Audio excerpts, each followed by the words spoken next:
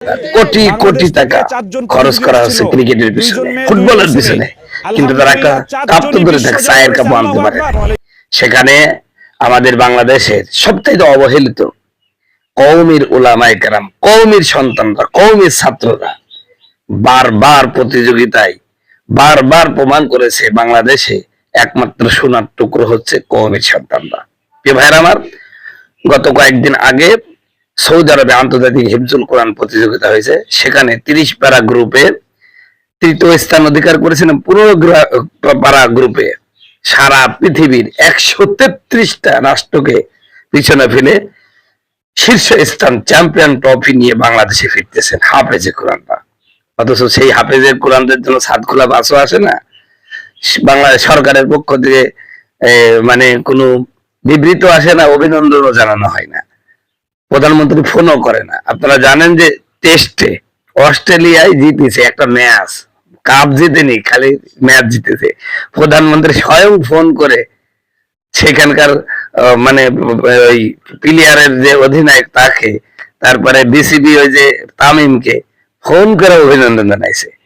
কিন্তু এই যে এরা যে কোরআনের ছাত্ররা, কওমির সন্তানরা 133টা রাষ্ট্রকে প্রতিযোগিতা, আরে ক্রিকেটে প্রতিযোগিতা হয় মাত্র 10-12টা রাষ্ট্রে, আর 133টা রাষ্ট্রকে পিছনে ফেলে 1 নম্বর চ্যাম্পিয়ন ট্রফি নিয়ে আসছে।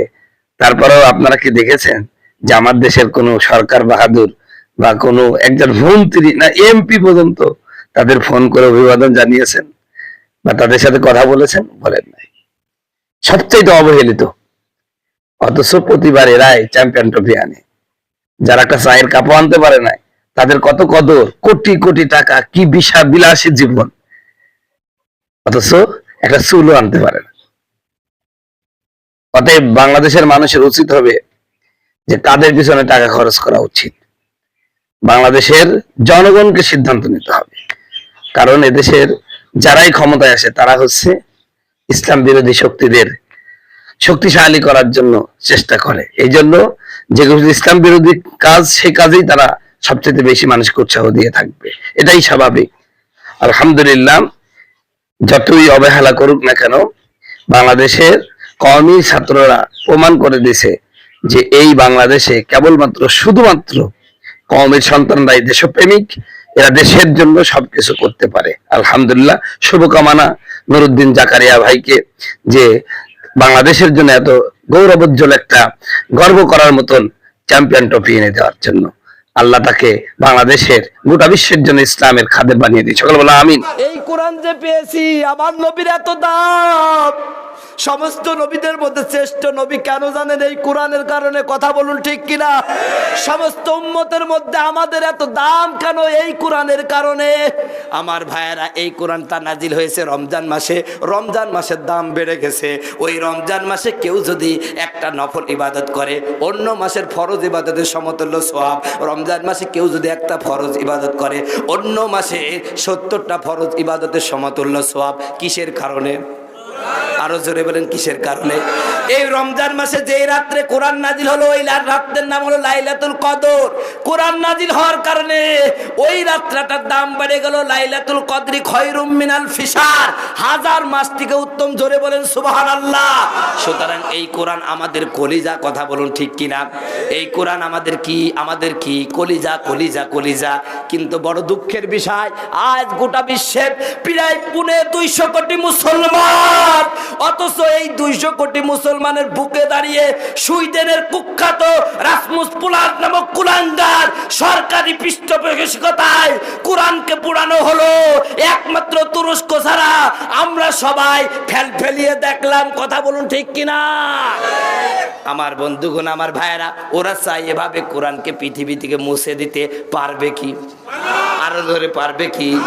এই জন্য বরিশালের এই মাহফিল থেকে আপনাদের কাছে অনুরোধ করছি, আপনারাও কি একমত হবেন?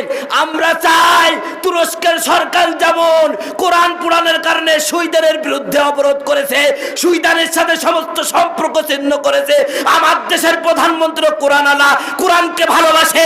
এই জন্য আমার দেশের প্রধানমন্ত্রী উচিত হবে এদের সাথে সম্পর্ক ছিন্ন করা। কথা বলুন ঠিক কিনা? আমার বন্ধুগণ, আমার ভাইয়েরা, এই কোরআনকে রক্ষা করার জন্য, এই কোরআনকে দুনিয়ায় প্রতিষ্ঠিত করার জন্য, কোরআনের মর্যাদাকে অব্যাহত রাখার জন্য এই পৃথিবী থেকে যদি সুইডেনের বিরুদ্ধে জিহাদের ডাক আছে, কারা কারা রাজি আছেন দু হাত তুলে দেখান।